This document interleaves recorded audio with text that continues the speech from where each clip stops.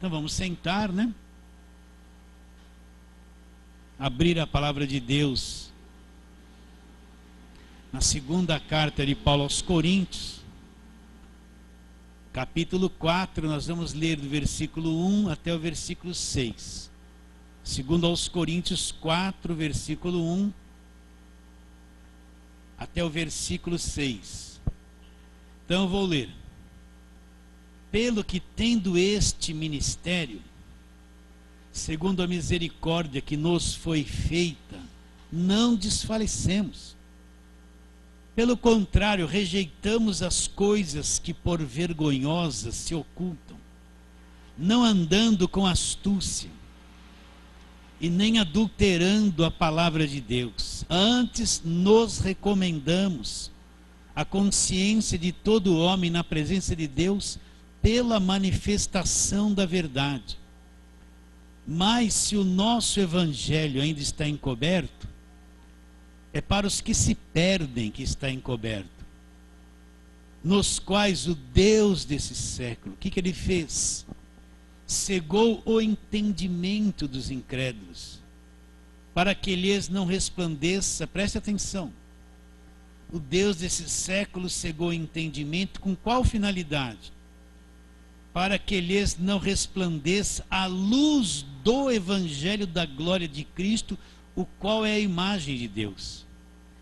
Porque não nos pregamos a nós mesmos, olha que frase, não nos pregamos a nós mesmos, mas a Cristo Jesus como Senhor, e a nós mesmos como os vossos servos, por amor de Jesus.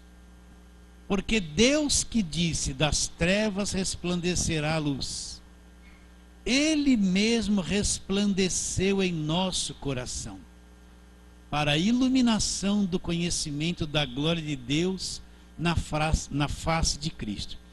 Então, no versículo 1 ele fala, pelo que tendo este ministério, que ministério Paulo se refere? Volta na aula anterior, vamos lá, no capítulo 3,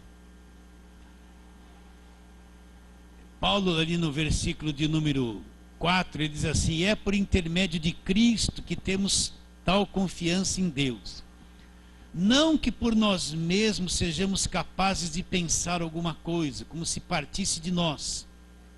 Pelo contrário, a nossa suficiência vem de Deus, o qual nos habilitou para sermos ministros de uma nova aliança. Não da letra, mas do Espírito, porque a letra mata, mas o Espírito vivifica. Então, que ministério é esse que Paulo está falando? Ele está dizendo que Deus nos habilitou para nós sermos ministros de uma nova aliança. Então nós somos ministros do Novo Testamento. Nós não somos ministros da lei. Nós não somos ministros da velha aliança. Nunca esqueça isso. Nós somos ministros da nova aliança que ele fala. Não da letra. Que letra é essa? A letra da lei. Mas somos ministros do Espírito, porque a letra mata, mas o Espírito vivifica. Então, é isso que nós temos que entender. Nós somos ministros do Novo Testamento, da nova aliança. Aí depois, Paulo vai falar a respeito do ministério da lei. Olha lá o versículo 7. E se o ministério da morte, gravado com letras em pedras, se revestiu de glória a ponto dos filhos de Israel não mais poderem fitar a face de Moisés por causa da glória do seu rosto, ainda que desvanecente, como não será de maior glória o ministério do Espírito? Então ele fala aqui, o ministério da morte gravado com letras em pedras. Qual é o ministério da morte?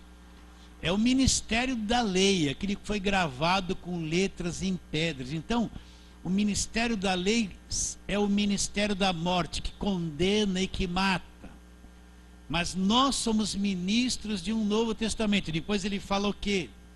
Que nós não somos como Moisés, que punha um véu no rosto, para que os filhos de Israel não atentassem na terminação daquilo que se resplandecia. Moisés subiu no monte, trouxe as tábuas da lei. O que aconteceu? Ele veio com um brilho no rosto, então ele punha um véu, para os filhos de Israel não olhar para aquele brilho no rosto dele. Mas um dia aquele brilho se acabou. Ele continuou com o véu, dando a entender que aquele brilho ainda estaria no rosto dele. Isso significa que um dia o brilho da lei acabaria, deixaria de existir, não brilharia mais, mas Moisés continuou ainda no engano, pondo o véu no rosto. Então, o que Paulo explica? Que esse véu permanece no coração deles até o dia de hoje. Quando eles fazem a leitura da velha aliança, o véu permanece no coração deles até o dia de hoje. Então eu afirmo, sem medo de errar, que toda a igreja voltada para a velha aliança, escrava da velha aliança, que só prega o Velho Testamento, ainda o véu está posto no coração deles. Eles estão ainda na prosperidade de José, na construção dos muros e do templo, né? Esdras, Neemias, toda hora é um ano de alguma coisa, de um personagem de um Velho Testamento. Ainda eles estão com véu no coração, não conseguem enxergar o verdadeiro evangelho. Aí depois ele fala, mas quando eles se convertem ao Senhor, o que é se converter ao Senhor?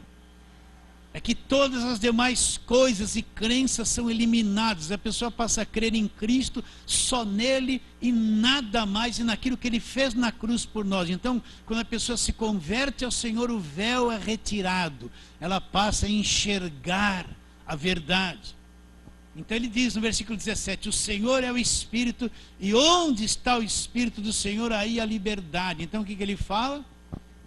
Que o Senhor é o Espírito Santo, e onde habita o Espírito do Senhor, aí a liberdade. Liberdade do quê? Liberdade da prisão, do jugo da lei.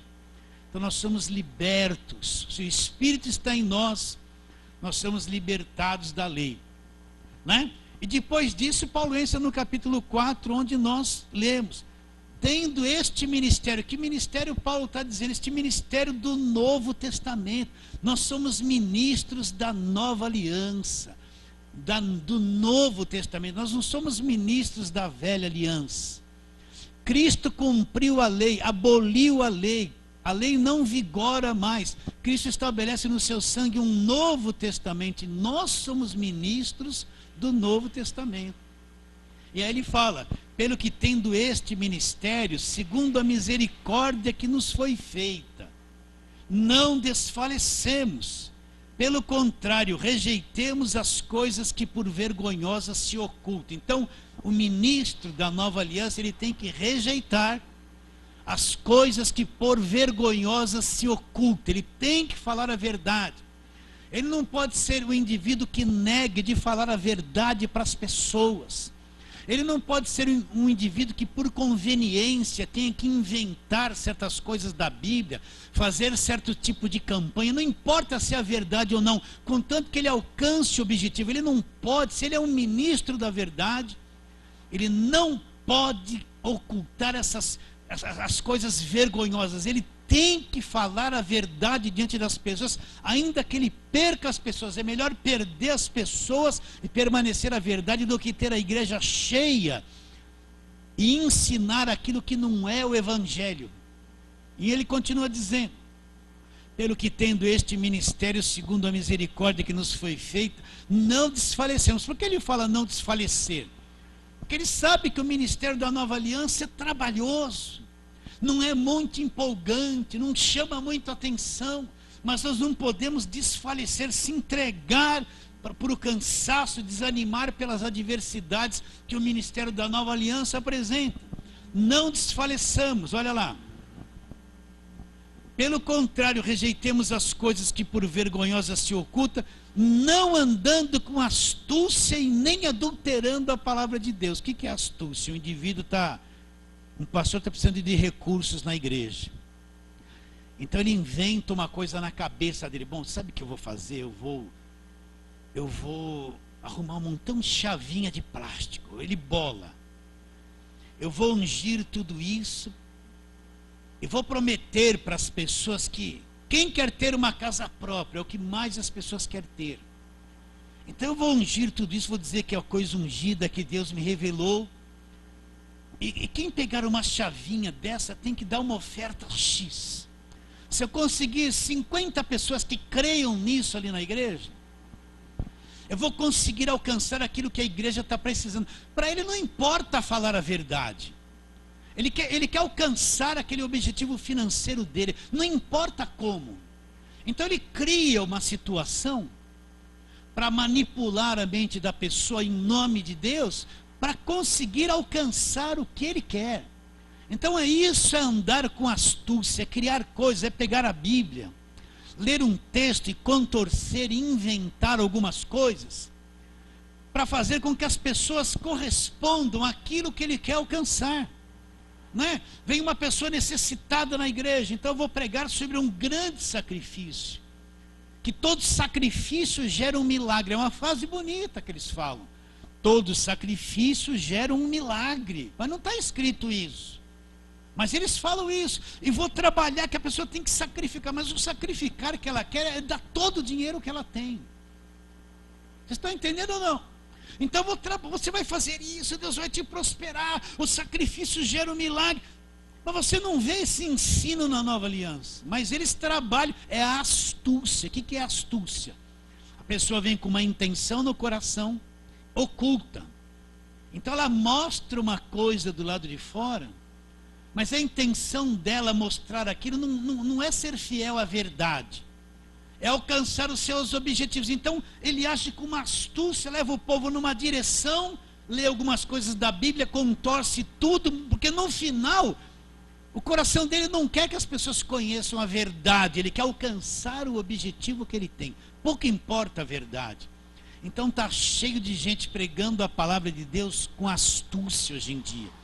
É uma invenção atrás da outra, é uma campanha atrás da outra, é uma distorção da palavra atrás da outra. Você deve ouvir isso e ver isso pelos meios de comunicação. Então Paulo fala, pelo contrário, rejeitemos as coisas que por vergonhosas se ocultam.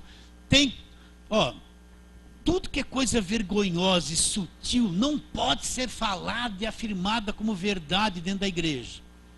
Não pode ser alimentada pelo nosso coração. Rejeitemos as coisas que por vergonhosas se ocultam, não andando com astúcia. Então a gente não pode andar com astúcia. Se eu vir aqui, abrir a Bíblia e pregar para você com astúcia, com uma segunda intenção, eu não posso ser ministro de Cristo. Criar situações para levar você a me obedecer e deixando a verdade de lado, eu não posso ser ministro de Cristo, eu sou falso. Não andando com astúcia, nem adulterando a palavra de Deus. O que é adulterar a palavra de Deus?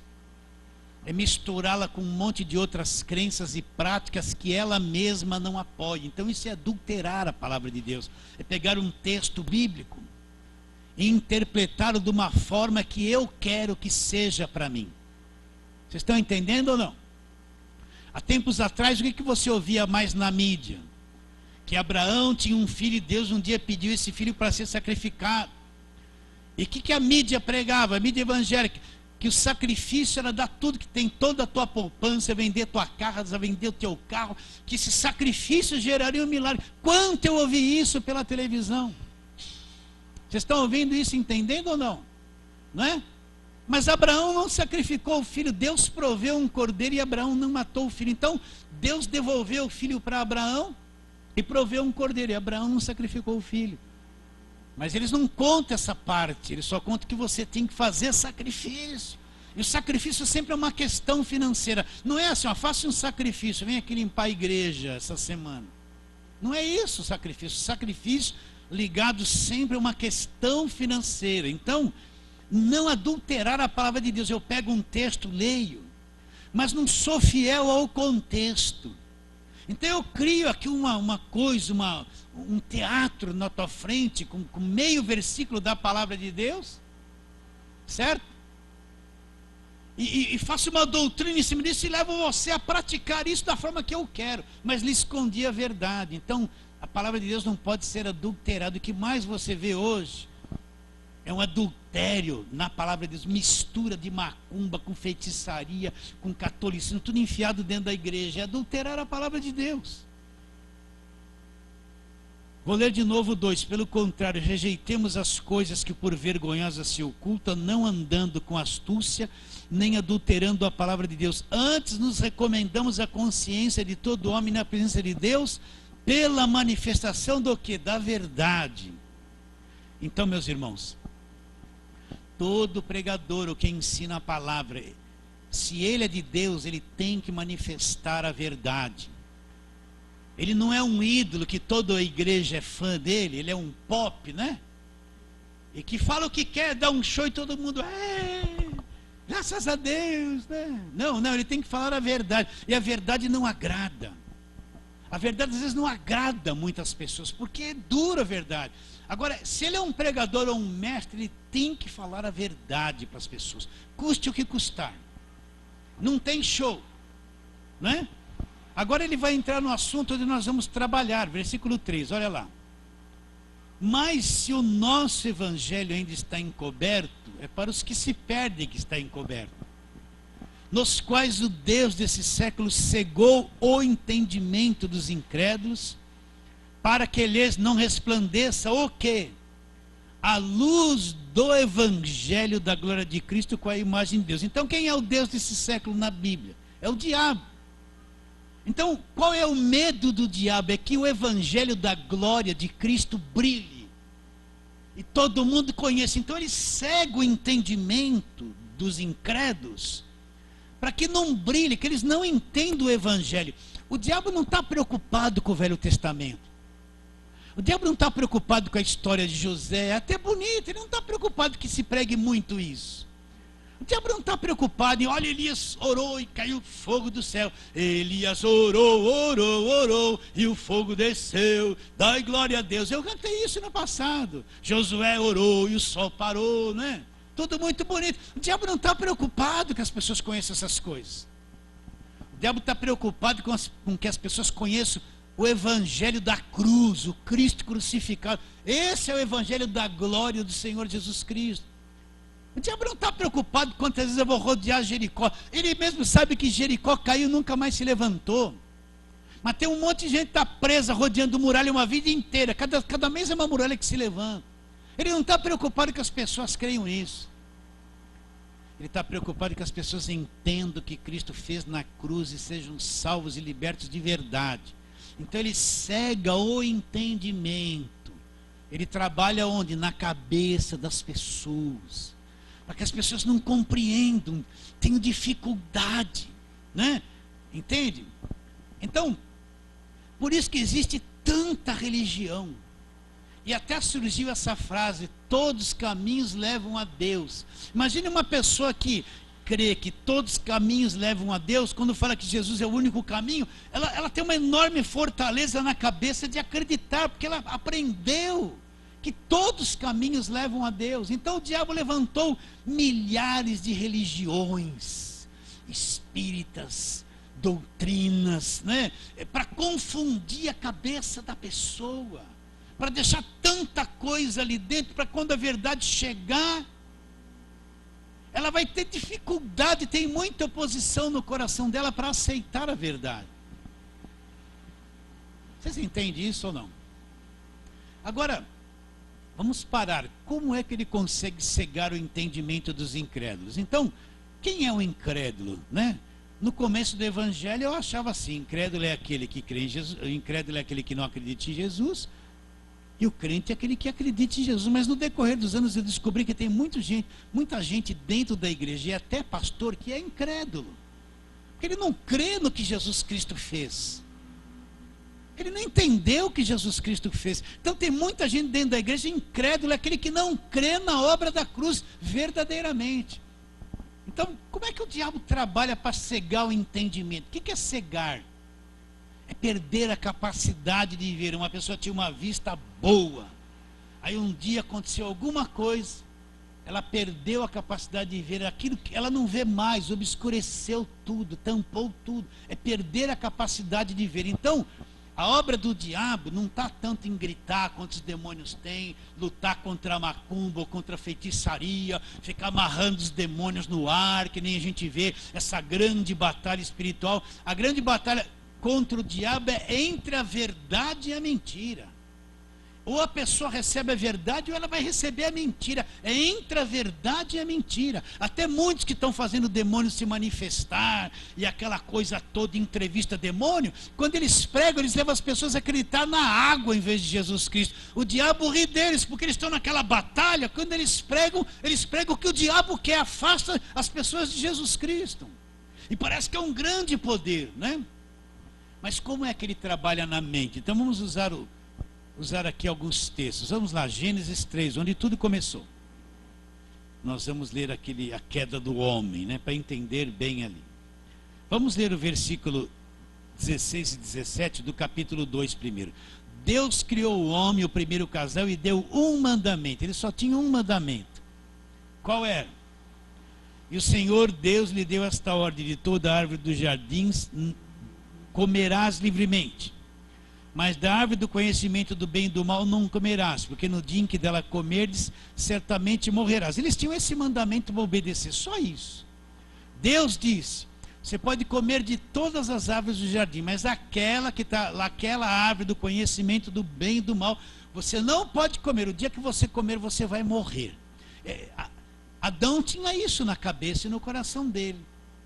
Eva sabia disso na cabeça e no coração dela. Mas olha, agora você vai ver qual é a tática do diabo. Olha lá, versículo 1 do capítulo 3. Mas a serpente, quem é a serpente? É o diabo. Mais sagaz que todos os animais selváticos que o Senhor Deus tinha feito, disse a mulher: é assim que Deus disse: não comereis de toda a árvore do jardim? Então ele vem, olha como ele vem, presta atenção. A obra dele é querer anular a palavra de Deus, ou distorcer a palavra de Deus, encobrir a verdade com a mentira. É sempre a mesma coisa. Desde o começo é sempre a mesma coisa. É encobrir a verdade com a mentira, misturar a verdade com a mentira, levar a pessoa a acreditar naquilo que não é a verdade. É sempre a mesma coisa, desde o começo. Então ele chega para a mulher e fala assim: não é assim que Deus disse, você não pode comer de todas as árvores. Deus falou de todas menos de uma, né? Vamos vendo o diálogo, olha lá. Ele vai trabalhar na mente dela. A verdade está na mente e no coração dela. O dia que comer da árvore vai morrer. Mas ele vem tentar se introduzir na mente dela para roubá-la da verdade. Olha lá. Versículo 2. Respondeu a mulher: do fruto das árvores do jardim podemos comer. Mas do fruto da árvore que está no meio do jardim, disse Deus: dele não comereis, nem tocareis nele, para que não morrais. Agora olha como ele vem. Então disse a serpente à mulher: é certo que não morrereis, né? O que Deus havia dito? Que vai morrer. O que a serpente fala? É certo que não morrereis. Primeiro ela fala: pode comer de todas, mas sabia que não podia comer de uma. Depois ela diz que não vai morrer, mas Deus disse que ia morrer. Então, repare bem, ele tenta encobrir a verdade com a mentira. Ele vai trabalhar na mente da pessoa para ocultar a verdade dela. E o que ele fala é sempre parecido com a verdade, só que distorcido. Continuando. Versículo 4. Então disse a mulher: é certo que não morrereis, porque Deus sabe que no dia em que dele comerdes, vos abrirão os olhos, e como Deus sereis conhecedores do bem e do mal. Então qual é a forma do diabo? Para cegar o entendimento, é implantar um monte de coisa errada, distorcida na cabeça das pessoas, no coração das pessoas, para que quando a verdade chegue, ela encontre um campo minado, um campo fértil para as distorções, né? E quando a verdade bate ali, ela vai ter muita dificuldade, porque já tem a semente distorcida na cabeça dela. Então é mais fácil ela acreditar na mentira que foi posta ali, do que aceitar a verdade, porque a verdade às vezes vem contrário àquilo que foi posto dentro dela. Não é uma pessoa que está numa igreja que só fala assim: você precisa ser liberto, você precisa ser liberto. Ela está há anos precisando ser liberta. Você lê Colossenses 1, 12, 13, lá e 14. Ele nos libertou do império das trevas. A verdade bate ali. Mas por ela estar atrás dessa libertação, e o demônio está na vida, e aquela coisa que já puseram na cabeça dela, quando a verdade bate, ela tem enorme dificuldade de crer. Por quê? Porque a mentira já foi implantada ali. Então a mentira vai combater contra aquela verdade que que está chegando. Vocês entendem ou não? Porque o campo já foi minado, já foi minado. O coração já foi minado.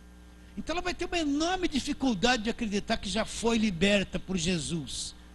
Porque o terreno já está venenoso.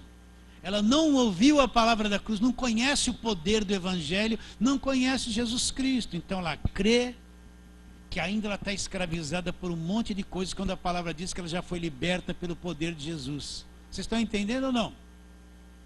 Né?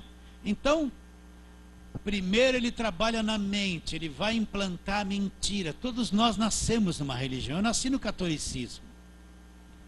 E eu acreditava em todas aquelas rezas. Eu fiz primeira comunhão. Para mim fazer primeira comunhão, eu participei da catequese, né? Tive que passar por várias aulas lá que me deram. Cada aula que eles me davam assim, umas rezas assim, tudo dobradinho. E você abria assim, tinha um monte de fotografiazinha da santa. E cada parte da fotografia uma rezinha. Então a gente rezava, salve rainha, mãe de Deus, né? E eu gostava, tinha uma coleção daquelas rezas. Tinha as medalhinhas de Nossa Senhora, né? As cruzinhas, os crucifixos, tudo aquilo era benzido, era muito importante. Então, quando um dia alguém me falou que se ajoelhar diante de uma estátua e beijar o pé como eu fazia, aquilo era uma idolatria, uma abominação, eu fiquei brabo com aquele pastor, quase saí no tapa com ele. Como ele poderia falar uma coisa que me ofenderia tanto? Eu que ia naquela igreja de Santana e rezava para cada pé de santo que estava ali. A mentira estava dentro de mim. Então quando ele falou isso, eu não entendi a verdade. A verdade caiu como um veneno e eu repudiei fortemente aquilo. Vocês estão entendendo ou não? Porque já tinha um campo minado. Primeiro é pôr a mentira na cabeça da pessoa. E quanta mentira tem no mundo, quanta religião tem no mundo. O indivíduo que chegou numa igreja que se diz evangélica, ele aprendeu a crer na água, no óleo, no sal, na água do Rio Jordão, na fogueira santa, na terra de Israel, agora não é arruda, é a rosa ungida. Ele está 5 anos crendo nisso. Quando a verdade bate nele, que ele não precisa crer nada disso, qual é a reação dele? O campo está minado, é rejeitar a verdade, porque isso se introduziu dentro dele. E está enraizado ali. Para com que ele creia que tudo isso é um feitiço, é que nem uma macumba disfarçada. O indivíduo que entrou numa igreja que teve que tomar banho de descarrego várias sextas-feiras seguidas para ser liberto. Como é que você vai falar que isso é uma macumba disfarçada? Que Jesus já libertou ele está todo contaminado com isso. Primeiro a cabeça. E mesmo nós evangélicos que viemos do raplaplá, plapló, ropopô, né? A pessoa chega na igreja, dizer que tudo isso é um outro lado do engano, essas falsas revelações.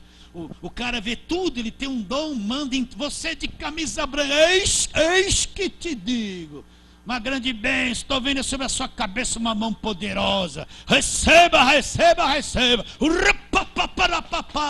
você está acreditando em mim?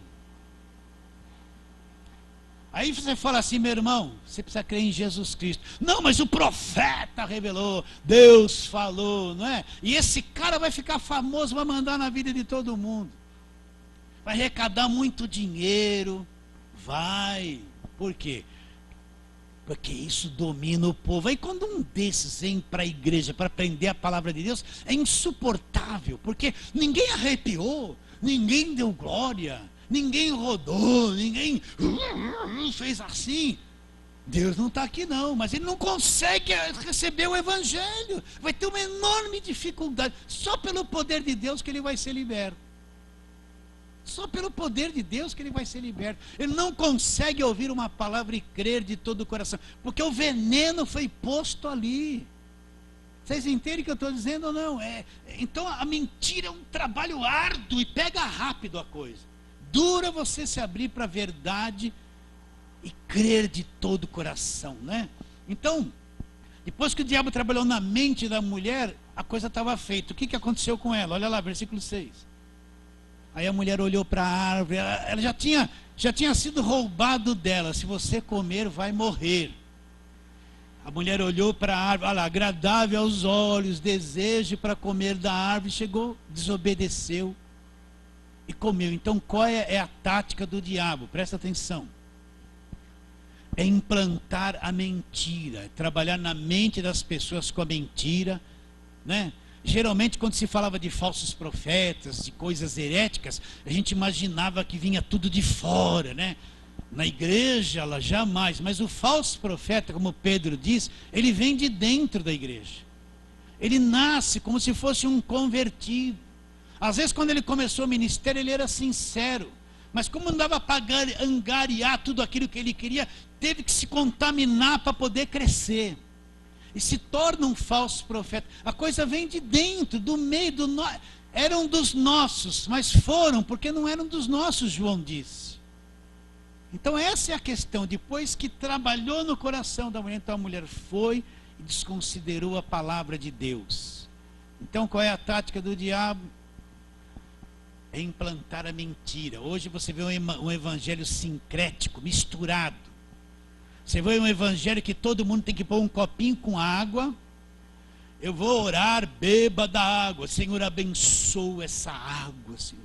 E quando esta pessoa beber essa, que ela seja curada, a vida dela seja transformada, tudo seja novo. Mas a verdade não é a água. Então se tornou uma prática na televisão de sempre ter um copinho com água abençoada. Não, não é. Não é? Você vê a igreja na televisão convidando a pessoa para tomar banho de descarrego. Vê ou não vê? Você vê um monte de igreja, olha, eu consagrei um óleo no monte, ficou enterrado 7 dias. O que é isso? Isso é macumba. Mas nós vamos desenterrar e esse óleo vai mudar a tua vida. Não vai? Então o que você vê? Você vê em cultos hoje, principalmente de quem está na mídia, um pouquinho da macumba dentro do culto, sim ou não? Um pouquinho do catolicismo. Antigamente a gente falava mal das medalhinhas dos santinhos, né? Do pãozinho do São Jorge, né? Do Judas Tadeu, né? Mas hoje você vê a igreja evangélica com a mesma macumbinha, tudo é orado agora, não é mais benzido, tudo é orado. Então você vê um culto de uma igreja evangélica que tem um pouquinho da macumba, um pouquinho do catolicismo, um pouquinho do né? Que nem no espiritismo. Vocês entendem o que eu estou falando? Não vê isso? Então você vai num culto, Jesus não é o centro, você vê um pouquinho da macumba, um pouquinho do feitiço, um pouquinho da adivinhação, mas em Jesus Cristo a pregação da obra da cruz não existe. Então olha a situação da igreja, quanta mentira está infiltrada no meio do evangelho, que não é o evangelho puro. Quanta mentira, quanta coisa de macumba, né? Quantos nomes de demônios que não estão na Bíblia, que as pessoas que se dizem evangélicos ficam invocando eles dentro da igreja, mas não está na Bíblia, como é que eu posso falar isso? Quantas práticas. Então olha só, no começo o diabo saía para matar o cristão.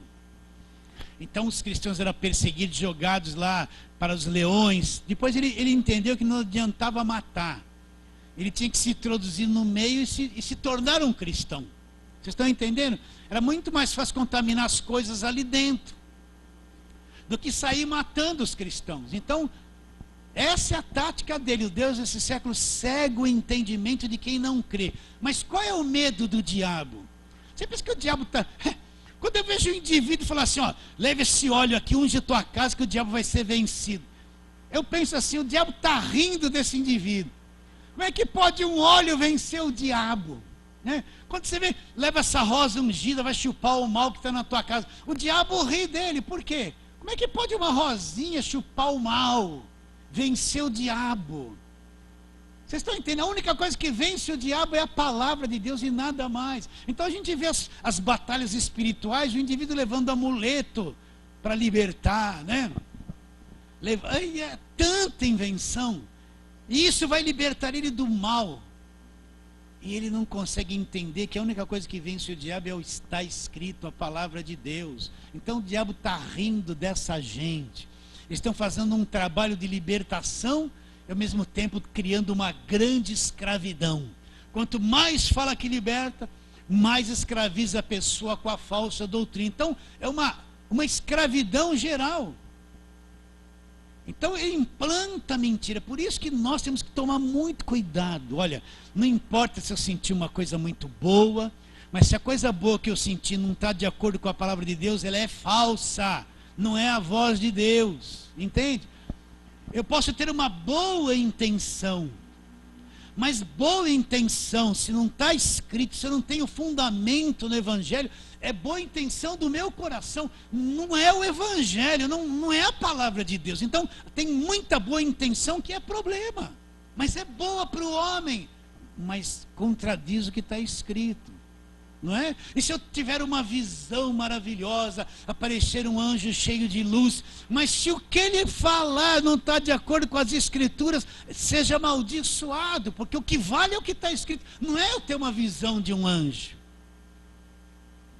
Nada está acima da escritura, nenhuma revelação, nenhuma boa intenção, nenhum sentimento. Mas pastor, eu senti um fogo, e quando eu senti um fogo, mas esse fogo que você sentiu apoia o evangelho da verdade? Não, mas eu senti, então é falso, não tem fundamento. Como é que eu vou? Porque eu senti um fogo, mas você está contra o evangelho. Mas eu senti, então senti o de Deus, vai cair num grande buraco.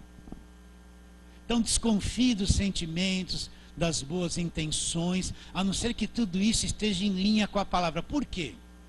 Aí uma pessoa fala assim, não, Deus faz como Ele quer. De fato, Ele faz como Ele quer. Mas Deus não transgride a sua palavra. Ele não vai fazer uma coisa que Ele ordenou a igreja a praticar e vai fazer no meio da igreja tudo ao contrário do que Ele falou, só porque Ele é Deus. Ele se submete à própria palavra e Ele honra o que está escrito. Ele honra, então Deus se submete à própria palavra, e quando se manifesta, manifesta-se de acordo com a palavra, porque Ele honra a palavra, ainda que Ele faça tudo como Ele quer, Ele faça de acordo com o que está escrito. Ele honra a palavra dEle, não transgride a palavra de Deus. Então qual é a obra do diabo? É cegar o entendimento daqueles que não acreditam. Não acreditam em quê? No Evangelho. Então de novo eu afirmo, está cheio de gente cheia na igreja, cheio de gente dentro de uma igreja que se diz evangélica, cega e não entende o evangelho da cruz, não entende a obra da cruz, está cega.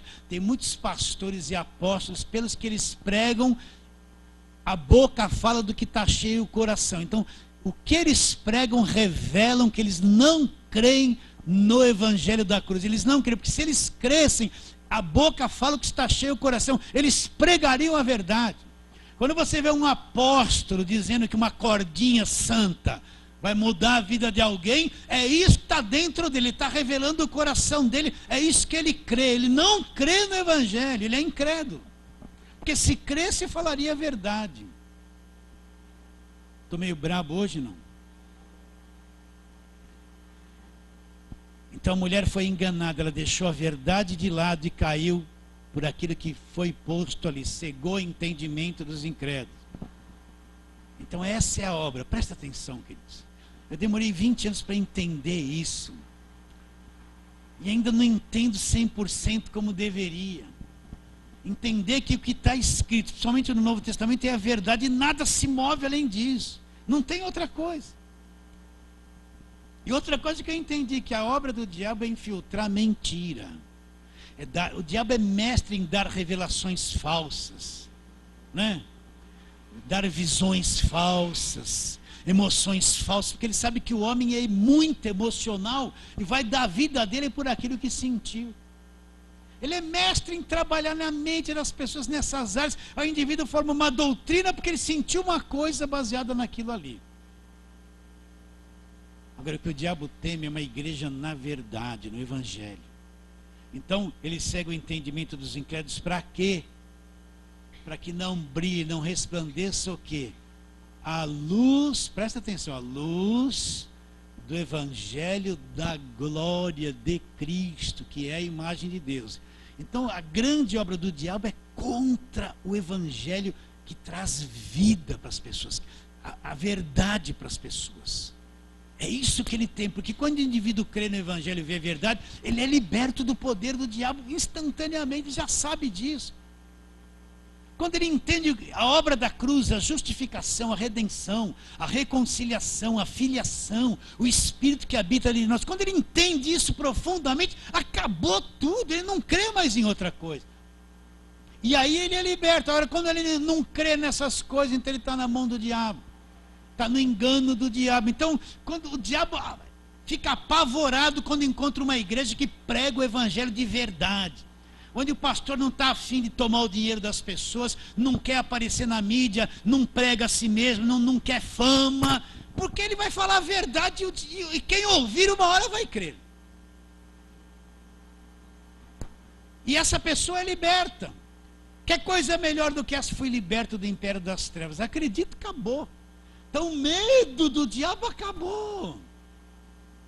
O medo das coisas, porque o demônio, porque acabou. Vem sexta-feira 13, porque sexta-feira 13 todo mundo está fazendo macumba, tem muito poder do diabo. Vem aqui para libertação, para oração forte. Acabou, pode ser 13, 14, 15, 21.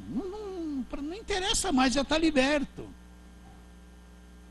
Então quando chega sexta-feira 13, todo mundo, já estou apavorado, vou para a libertação.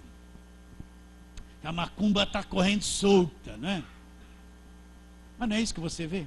Essa semana mesmo eu vi um indivíduo falando no rádio que era essa sexta-feira agora, por ser sexta-feira santa, que de santa não tem nada, né? Você pode comer carne, não precisa só comer peixe, não tem nada a ver, né? Que estaria muitas procissões, macumba, vela acesa, todo mundo vem para se refugiar na igreja porque o mal está solto. Vai lotar, hoje deve estar lotada essa igreja. Mas ele não vai pregar que aquele que é nascido de Deus, Deus guarda e o maligno não lhe toca. Ele nunca vai falar isso. E daí se teve procissão? E daí se você está fazendo macumba e tem... O que eu tenho a ver com isso? Sou liberto disso. Eu vou ter... Eles que têm que ter medo de mim. Se eu passar no meio da procissão, capaz da estátua cair lá pelo poder de Deus. Passar um vento, apagar todas as velas. É capaz do cara que está endemoniado bater tanta cabeça na parede e morrer ali. Porque passou um servo de Deus. Você está entendendo como a igreja é grande e poderosa? Entende isso ou não? Então vamos para outro texto. Nunca esqueça isso. Eu já falei muito isso aqui. Mateus capítulo 4. Vamos lá. Olha, vamos ler aquela tentação de Jesus. Mateus 4. Versículo 1. A seguir foi Jesus levado pelo Espírito ao deserto para ser tentado pelo diabo. Ele foi levado pelo Espírito, não foi por conta própria.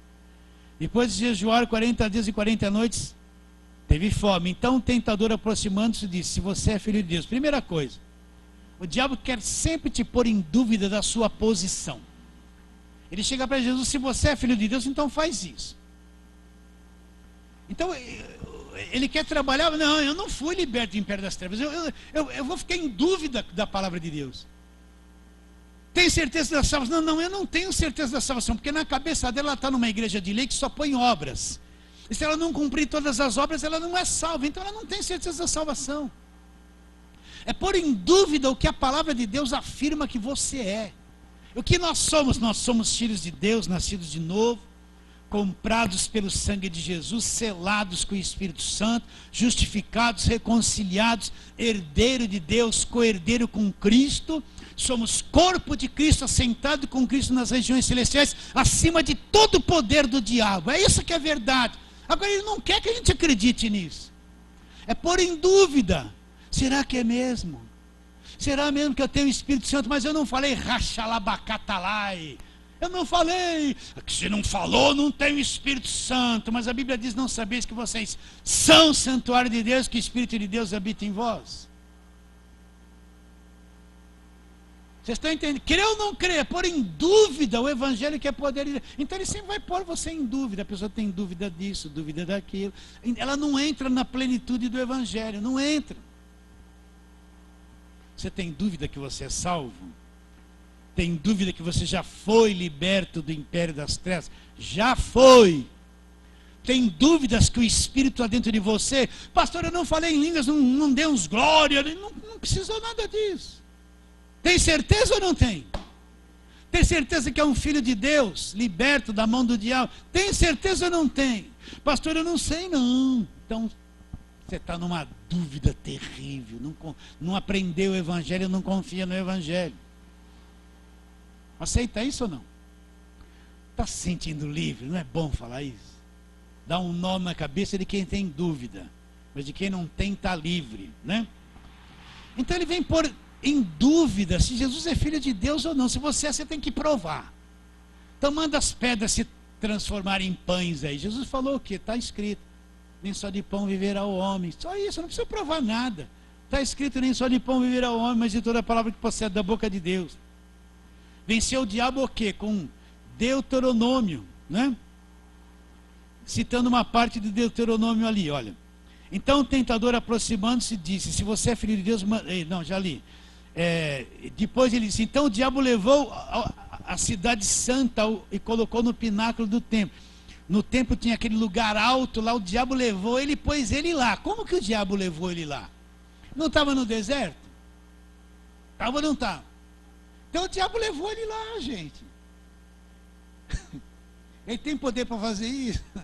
Levou ele lá, não levou? Não está escrito assim? Está escrito. Então, de que forma que ele levou, não sei. Mas que ele levou e pôs ele lá na ponta do templo lá. Agora eu vou pegar Jesus, né? E disse: se és filho de Deus, atira-te para baixo, porque está escrito: aos teus anjos ordenará o teu respeito para que te guardem. Eles se sustentarão nas mãos para não tropeçares em alguma pedra. Citou o Salmo 91, versículo 11 e 12, né? Não está escrito isso? Então se suicida aí.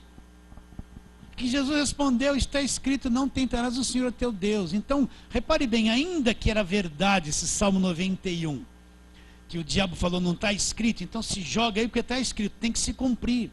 Jesus falou que não podia tentar Deus. Então o que é tentar Deus? É eu querer, porque está escrito, ter controle sobre Deus. Está escrito, então eu determino, eu exijo, eu declaro, eu que mando.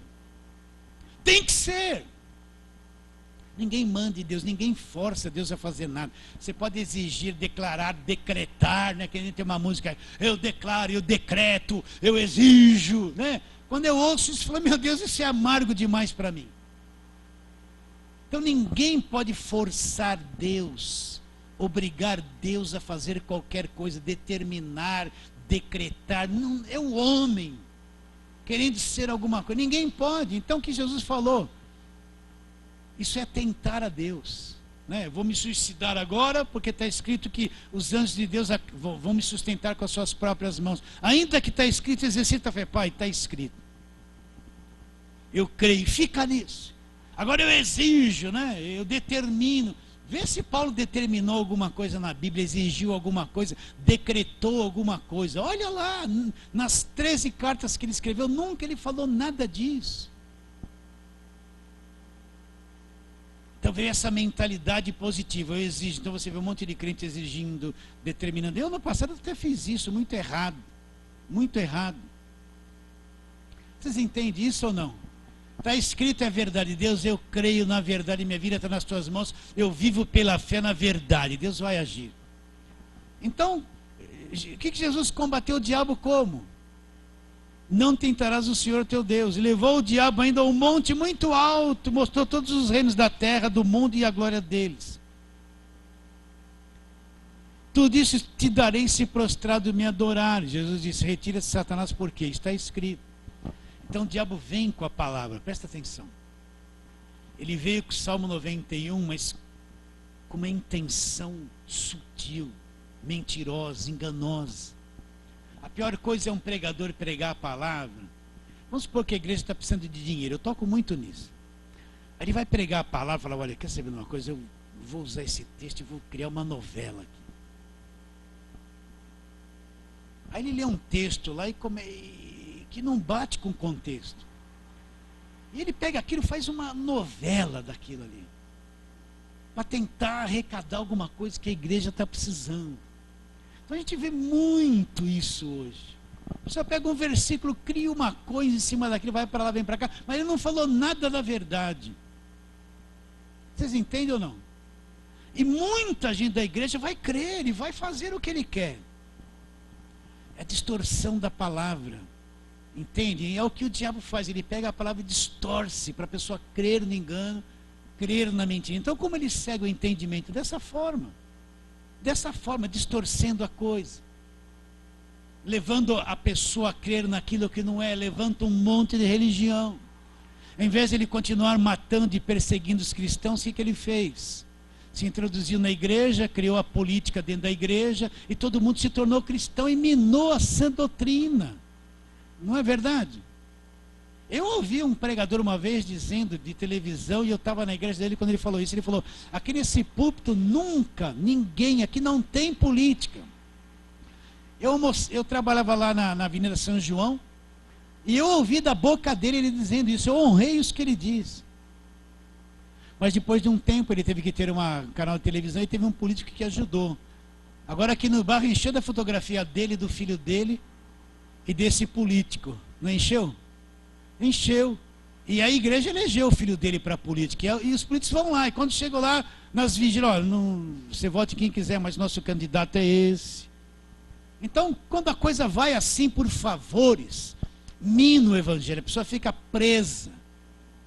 Entende? Então, se a coisa está minada e contaminada, é assim que as pessoas vão crer, é assim que eles seguem o entendimento dos incrédulos para o evangelho. Essa é a obra do diabo. É sempre introduzir a mentira no meio da verdade, por mais limpa que seja a água. Se cair nela umas gotinhas de cândida, ela perdeu a pureza, já está contaminada. Tá ou não está? Se caiu lá um detergentezinho, alguma coisinha, já tem um elemento estranho ali. Se põe um pouco a mais, vira tudo elemento estranho. Então a tática dele é essa: cega o entendimento. Com qual finalidade? Para que não brilhe o quê? A luz do evangelho da glória de Cristo. Agora eu quero ler outro texto com você. Vamos lá para 2 Coríntios, onde nós estamos. Lá no capítulo 11, versículos 13 em diante. 2 Coríntios 11, versículos 13 em diante. Presta atenção nisso que nós vamos ler. Abra aí e acompanhe. Porque os tais são falsos apóstolos, obreiros fraudulentos, transformando-se. Olha, eles não foram transformados, eles se transformaram por conta própria, transformando-se em apóstolos de Cristo. Então olha lá, falsos apóstolos, obreiros fraudulentos, que trabalham na fraude, que inventam esse monte de coisa que não é evangelho, com fins pessoais, fins da sua própria igreja, não com o objetivo principal da obra de Deus para o Senhor Jesus Cristo. Porque os tais são falsos apóstolos, obreiros fraudulentos, transformando-se em apóstolos de Cristo. Eles que se transformaram em apóstolos de Cristo, se fizeram apóstolos. Olha lá, não é de admirar, porque o próprio Satanás, o que ele faz? Se transforma em anjo de luz. Então, qual é a tática do diabo? Ele se transforma num anjo de luz, né? Então ele está dizendo que esses apóstolos são obreiros fraudulentos, trabalham na fraude, se transformaram em apóstolos de Cristo, e o próprio Satanás se transforma em anjo de luz. Agora olha bem, não é muito, pois, que os seus ministros, ministros de quem? Do diabo, que se transforma em anjo de luz. Não é muito, pois, que os seus ministros se transformem em ministros de justiça. O fim deles será conforme as suas obras. Então o que Paulo está dizendo? Que o diabo tem muitos ministros que se transformaram em ministros de justiça. Eles estão com a Bíblia na mão. Olha, abre os olhos, esse texto, você não vê ninguém lendo isso aqui na televisão. Então o diabo tem um monte de ministros que ministram, que prestam serviço, que se transformaram em ministros de justiça, mas não são ministros de justiça. Então olha na mídia evangélica, você vai vê-los aí. Eles estão com a Bíblia na mão, falando muitas coisas de Deus, mas olha o que eles estão pregando, olha o congresso que eles fazem, olha, entenda. Será que você tem o Espírito Santo? Tem. Então consegue enxergar isso. Olha o que eles estão pregando, olha o que eles estão fazendo. Olha a sutileza das coisas. Eles não falam da obra da cruz. Não falam sobre salvação eterna, condenação eterna, juízo eterno. Eles não falam sobre a vinda de Jesus Cristo. Eles não falam sobre os feitos da cruz, o sangue de Jesus. Eles falam muito da velha aliança. Só falam como você sair do vermelho o tempo todo. Presta atenção. Parecem ministros da justiça, mas a boca deles, o que eles fazem, para quem é nascido de novo, dá para perceber que são ministros do engano. Mas aparentemente ministros da justiça. Você está enxergando isso comigo ou não? Está me achando um pouco brabo hoje? Mas eu estou. Você não está me achando, mas eu estou.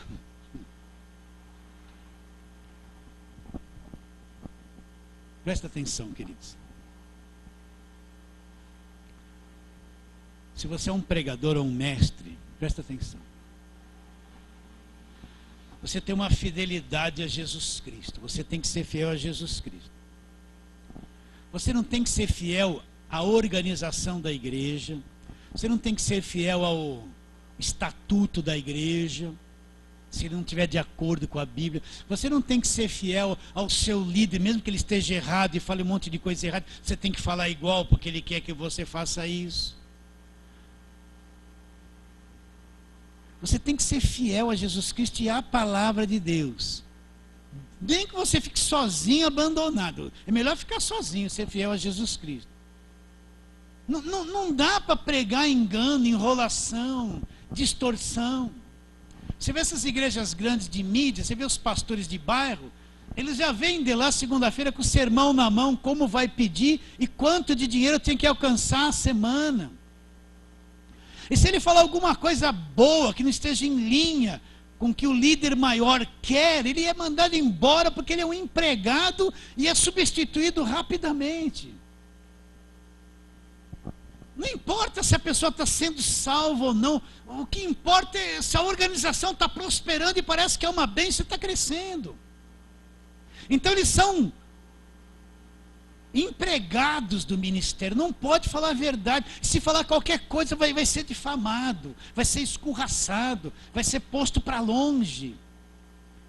Então se a gente é pregador e ensina qualquer coisa, nós temos que falar a verdade. Não dá para falar outra coisa. Você vai ser reconhecido por Jesus. Os homens podem não te reconhecer, nem gostar muito de você, mas Jesus vai te reconhecer, isso que importa.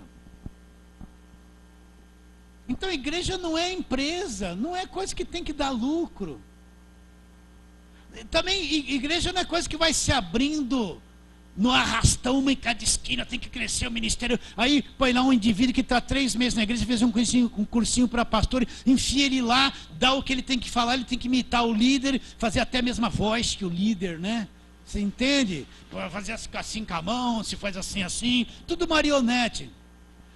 Não, ele não sabe nem o que vai pregar, ele não está nem preparado. A igreja não se abre no arrastão.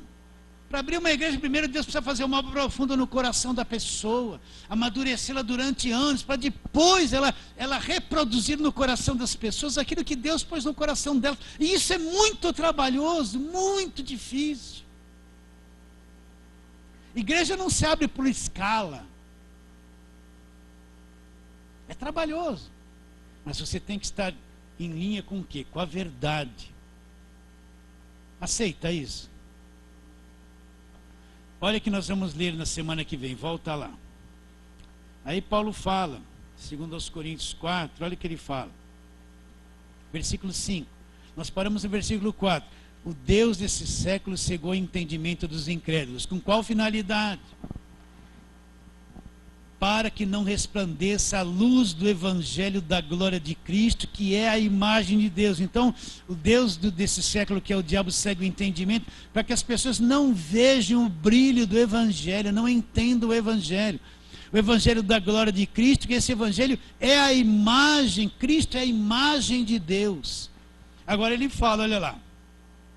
Porque não nos pregamos a nós mesmos, mas a Cristo Jesus como Senhor e a nós mesmos como os vossos servos, por amor de Jesus. Então, essa é a credencial. Não nos pregamos a nós mesmos. Quando você vê um indivíduo chamando tudo para si, ele é o bom, Ele é o apóstolo, ele é o grande, ele é a cobertura da igreja, né?